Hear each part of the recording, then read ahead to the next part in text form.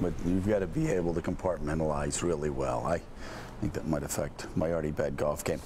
And then we have Rand Paul. I thought Rand Paul's op-ed was fascinating. Caddy, you were talking about it before, that Rand Paul is an interesting guy, and he talked about the militarization of police, but he also talked about how there's an uneven application of justice in America based on race. And if you don't believe that, then you're not living in the real world. That's not something you hear from Republicans on the national level. He's interesting, isn't he, Rand Paul, because he does seem to say what he's thinking.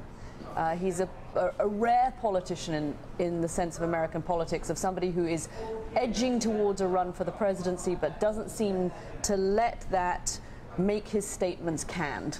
Right. And so many American politicians in his position who are thinking of a presidential run are so careful about every single thing they say. Now, there may be Hillary reasons, Clinton a couple of days ago. And there may be reasons that Rand Paul feels he wants to reach out to this particular segment of the community, but he is prepared to turn around to the Republican Party on this one and say, listen, we have to acknowledge this, that there's an uneven application of justice. Justice is not equal in this country. But I think what's obvious. I think what's going to be interesting about Rand Paul, and he may have reasons that he's reaching out, I agree with you, is not only is he going to change some of the tenor in the Republican Party, puts pressure on the Democratic Party, because let's not forget the Clintons, the authors of Triangulation and the Sister Soldier moment. With a Rand Paul out there, it's going to really challenge how Hillary, if she's the presumptive nominee, deals with race and a lot of these questions, omnibus crime bill and things that many of us in the civil rights community question the Clintons about. So Rand Paul could be something of use to all sides here. Be interesting on that issue, be interesting on war, be interesting